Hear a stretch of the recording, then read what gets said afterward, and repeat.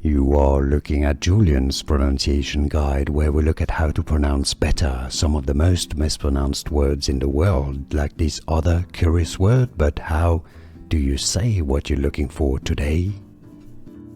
We are looking at how to pronounce these names and more names of historical figures. Too many people get wrong. Stay tuned to the channel to learn more. Ethelred. Ethelred, it's how it's generally said in English. It's pretty easy once you know Ethelred, and now you know. More videos for you here to learn more correct pronunciations. I'll see you there. Thanks for watching. Here are more videos on how to pronounce more confusing words and names too many mispronounced. Like this video if you found it useful. I appreciate your support. I'll see you soon and thanks for watching.